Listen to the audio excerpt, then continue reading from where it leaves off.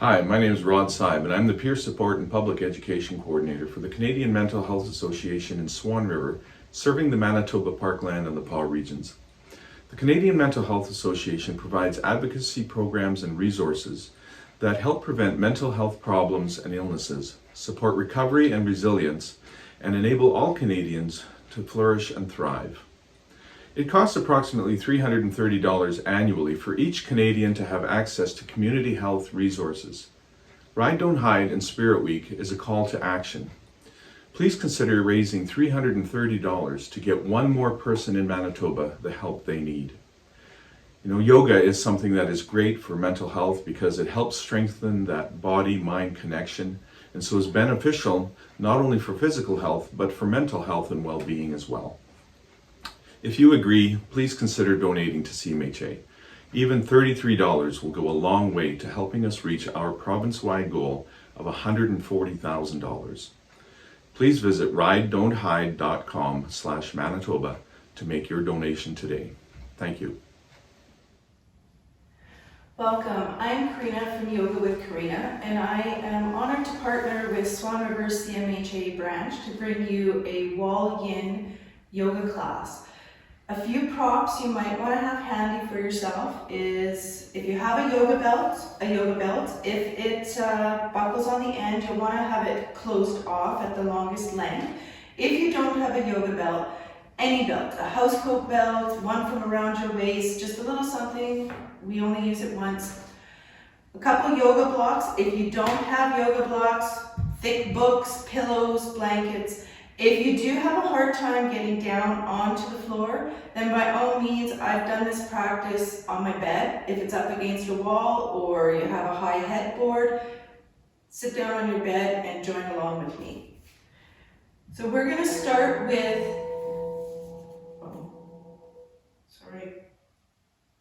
I'm just getting my bell system set up so that we are on time and ready to go. And that'll keep me on track. So we're going to start with just 5 nice deep inhales and exhales. We're going to sigh out the exhales just to kind of let go of some of that tension we might be feeling.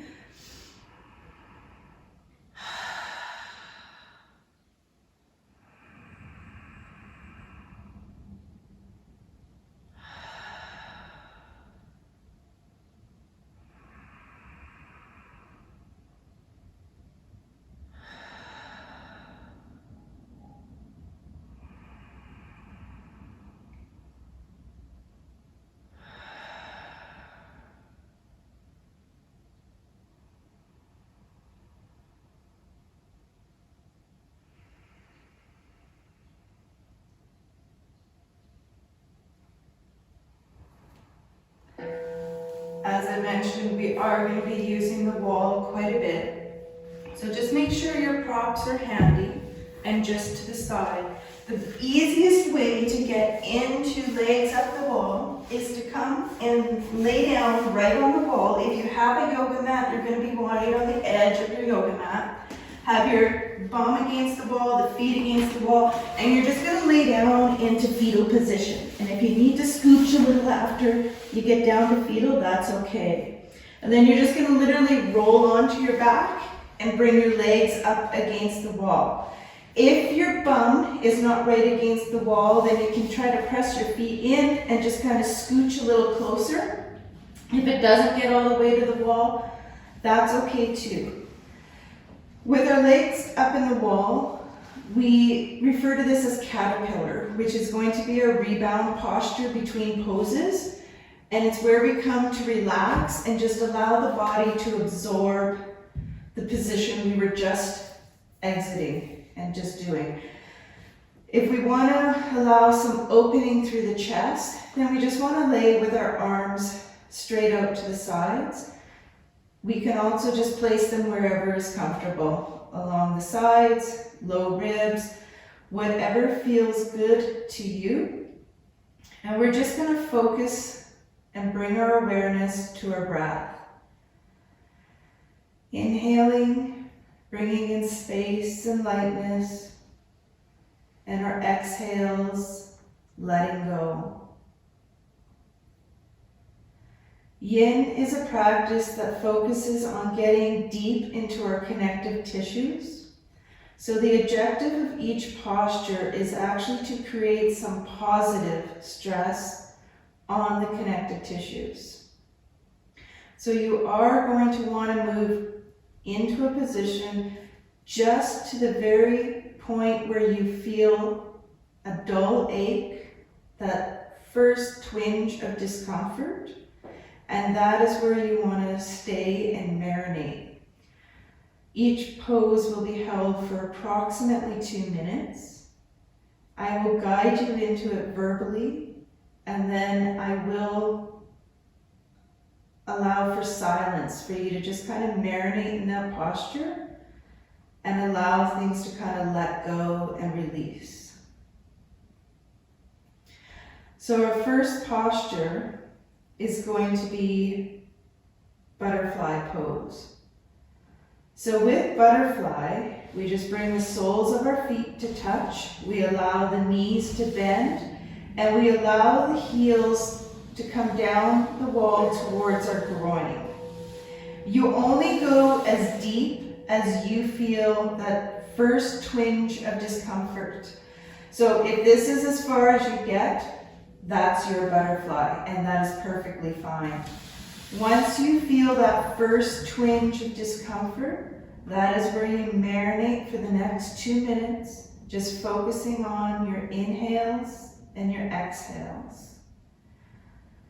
Allowing your inhales to create space and lightness, and your exhales to let go.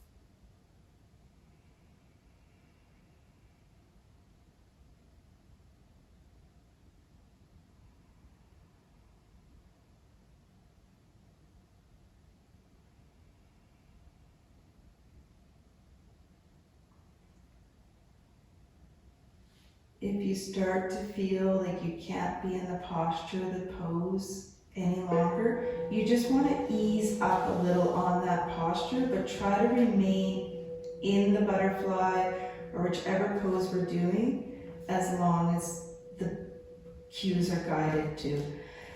Now we can bring the legs straight up the wall again into our caterpillar, our rebound pose. When we're in our rebound pose, we might feel some vibrations through the area which we worked. So with butterfly, we were into the inner thigh and groin area. So you might feel some vibrational sensations through the groin and upper thighs, and that's normal.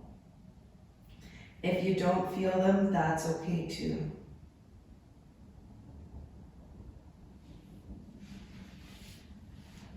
We are going to need that belt. So whether it's a yoga belt or one from your house coat, that's fine. You're going to take your right leg, slide it down the wall just enough to place that belt over the balls of the toes. And then if you have it closed off, a full loop circle, you're just going to slip your wrists into the opposite end, and you're going to allow your arms and gravity to kind of guide your leg against the wall. The target area for this is our hamstring.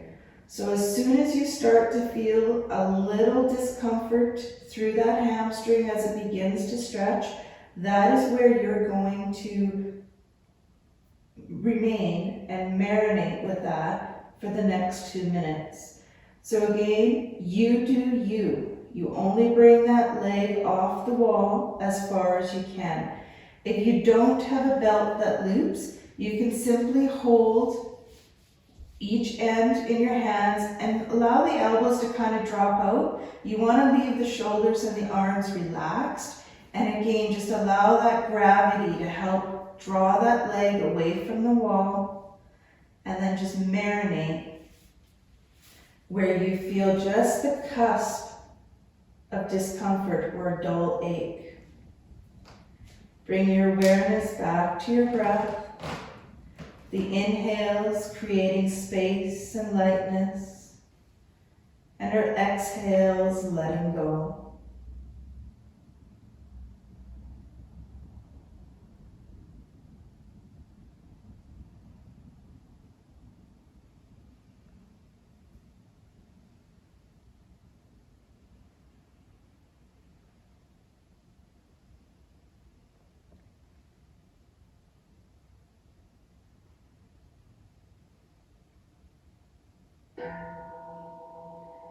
Bringing the right leg back to the wall. And just allow that left foot to slip into the belt as you release the right one. And we're going to get that hamstring on the left side this time. So again, just allow the arms to be loose and relaxed and let gravity work in your favor. When we work left and right sides separately, you may find that you're tighter on one side more so than the other, and that's okay. So don't try to get to the same place you were with the other leg. Instead, just focus on that leg and where it needs to be.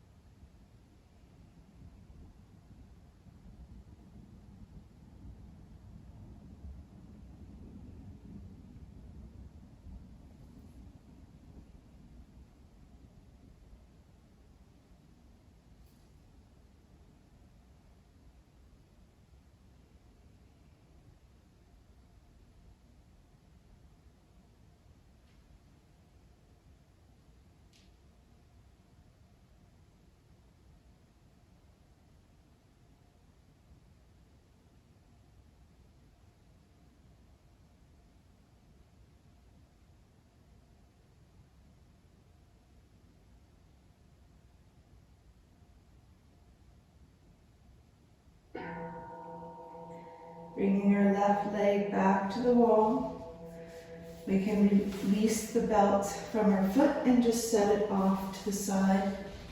And we're just going to rest in our rebound posture. And again, we might feel some vibrations through the legs. This target area was the hamstrings. So we might feel some vibrations through the knees, the thighs, possibly through to the ankles as well.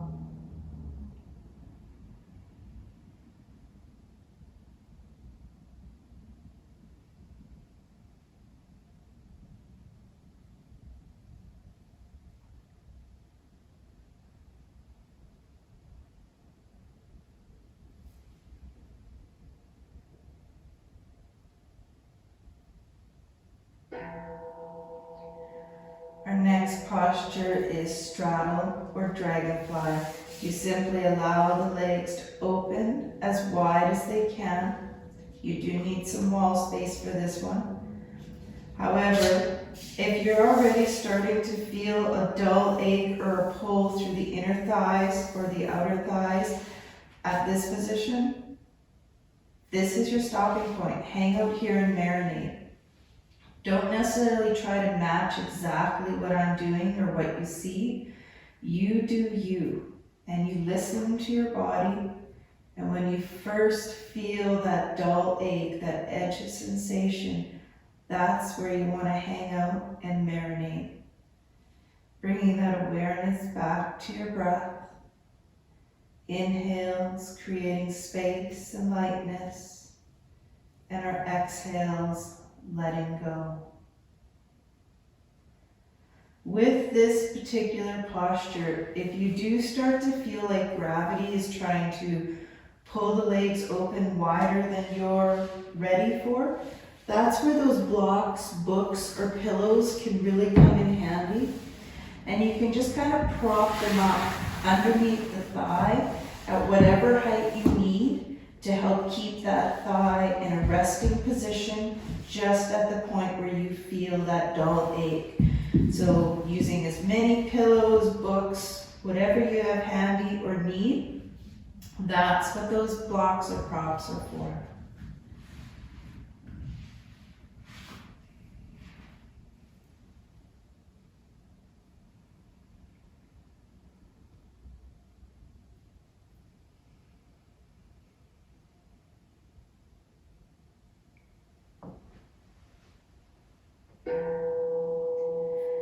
Bringing your hands to your outer thighs for this one, you may want to use the hands to help guide your legs back into caterpillar and our rebound posture. Allowing yourselves a minute to recover.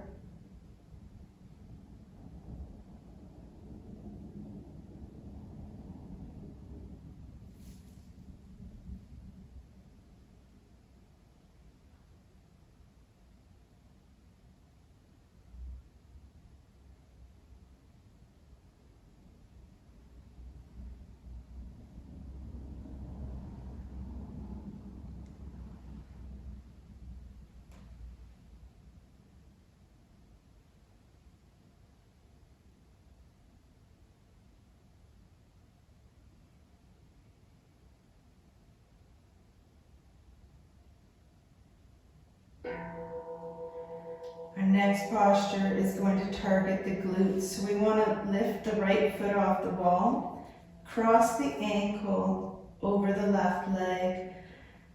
Again, that target is the glute. So you're going to allow that left ankle to slide down, the right ankle to slide down the left leg. The knee will bend, and the one place you don't want to stop is directly over your knee. So if you do not feel a dull ache or that slight discomfort into the glutes as you approach the knee, then you want to lift that ankle over the knee and allow it to come to the upper thigh. If you're still not feeling a discomfort yet, then you can start to lower and slide that left heel down the wall. And as that left knee bends, it'll bring that right leg closer to your chest. And you just slowly bring that leg down until you feel that dull ache in the right glutes.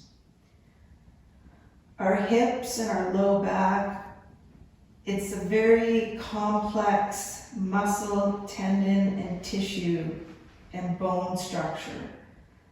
So the more we get into the deep nitty-gritty connective tissues through the glutes, the thighs, the low back, the more we kind of relax and release through that area. And we're just going to marinate here and focus on that breath. Inhales, creating space and lightness. And the exhales, letting go.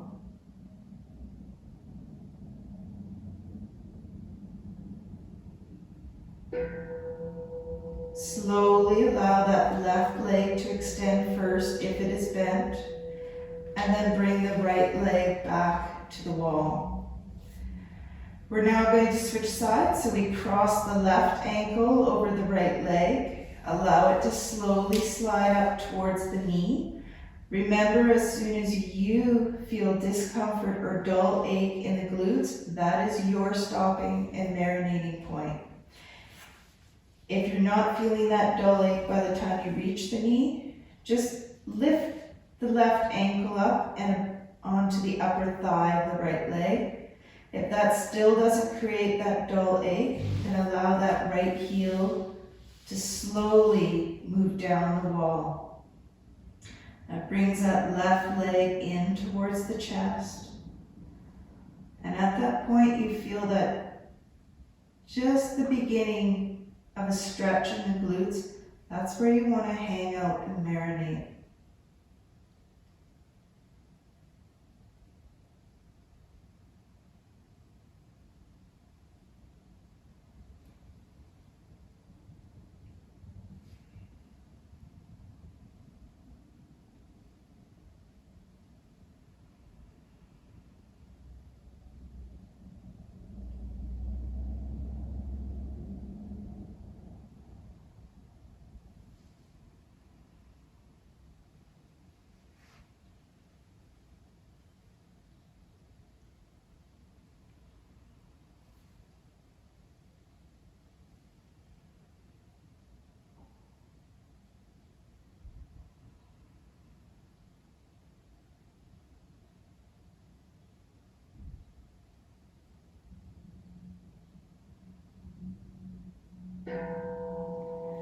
If the right leg is bent, you're just going to slowly extend that up the wall, and then allow the left leg to slowly follow, coming back to the caterpillar and our rebound posture.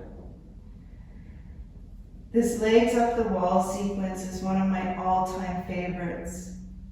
If I'm too tired in the morning to practice, or at the end of the day, if I've had a particularly tough day, I'm tired, I don't feel like doing anything, this is my go-to practice. Minimal effort on my part, and the entire time and focus is on that breath and letting go. When I do the practice at night, it's the perfect thing to settle me down and allow me to have a nice, restful sleep. When I choose it first thing in the morning because I'm waking up tired and sluggish, it's the perfect thing to kind of kickstart that energy. So our last posture is going to be a twist. So we're going to allow both feet to slide down the wall, bringing our knees towards the chest. And then we're going to, with our arms extended out to the side, if you haven't had them there, we are going to open them up wide out to the side, because we want the chest and upper body to remain flat. And you're just going to allow the feet and hips to roll towards the right side. And again, this is where your blocks can come in handy. You want to feel a stretch along the side body, and that's your target. So once you start to feel that stretch, you can put those books, pillows, or blocks underneath your thighs to help you rest into that twist so that you're not straining to hold your legs up. I practice this enough that the floor is my stopping point. But if that's not yours, use the blocks, the pillows, the props, and find your edge of sensation and marinate there.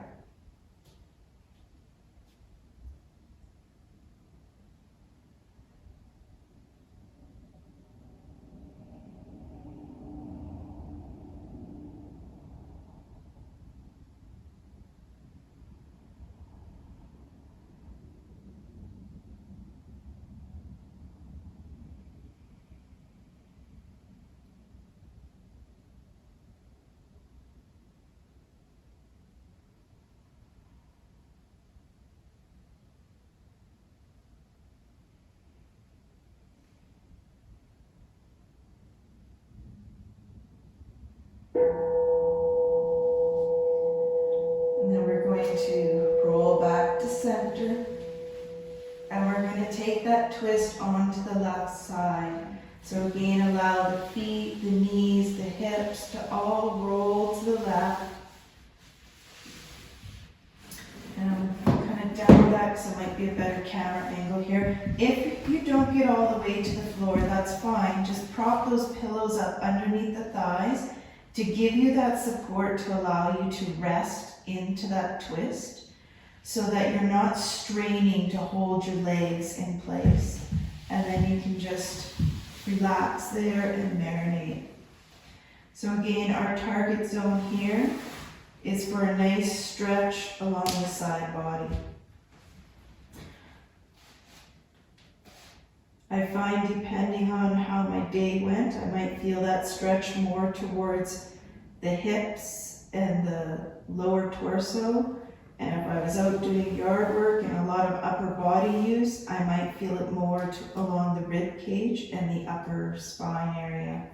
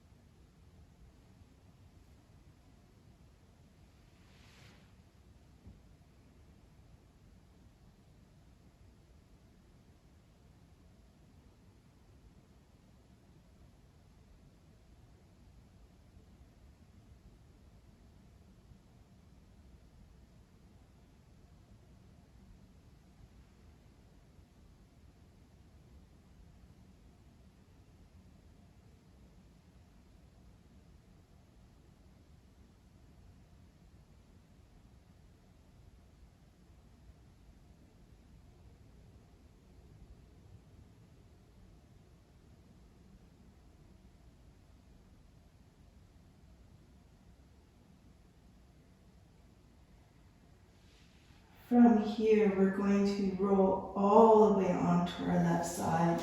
Bring yourselves up to seated. And then we're going to position ourselves into Shavasana. So laying down, and we're going to bring our arms and legs comfortably far apart.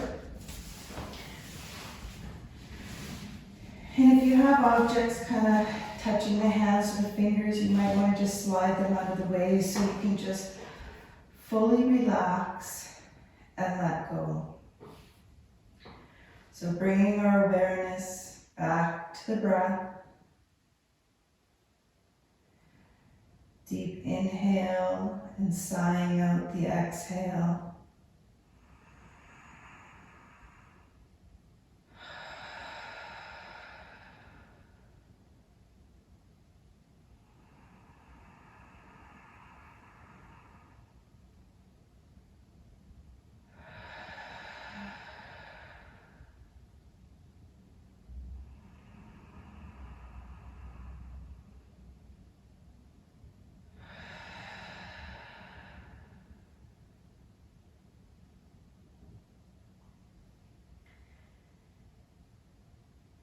Bringing the awareness to the space between the eyebrows, allowing it to relax and let go.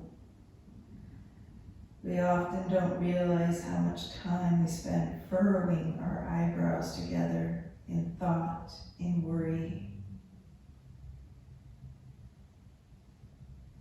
Just bring lightness and space between the eyebrows. Relaxing the muscles around the eyes. allowing them to feel like there's kind of sinking into the eye sockets. We spend a lot of time looking at screens, TVs, phones, computers, and it actually can strain the eye muscles. And when those eye muscles get tight, they kind of push the eyeballs forward in the socket. So just bring some lightness to the muscles around the eyes. Relaxing the muscles of the face, forehead, temples, cheeks. Relaxing the jaw. If you're like me and prone to clenching your teeth or even grinding them, maybe even bring a little space between the molars, allowing that lower jaw to relax and loosen. And allow the tongue to rest in the lower jaw. We often press it to the roof of our mouth. So just allow that to relax.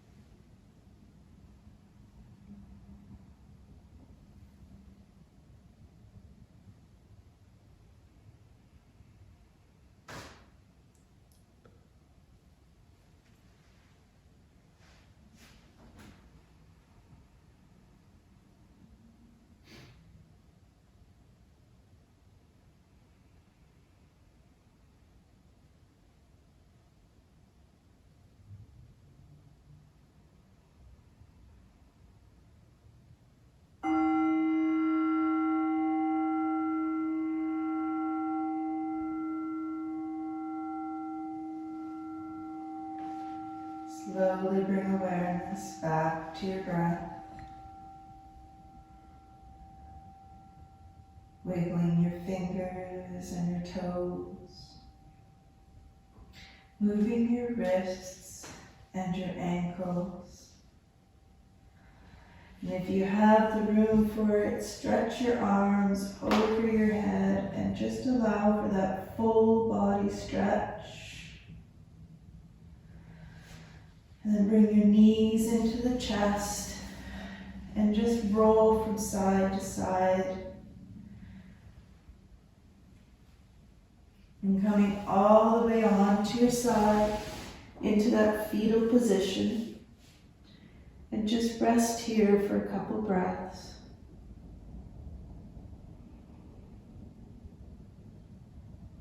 If we come up too quickly from Shavasana, we sometimes have that lightheaded sensation. So just allow yourself to take a few breaths in fetal position. And then slowly bring yourself up to a seated position. Bringing hands to heart center. And honor yourself for coming to your mat. Namaste.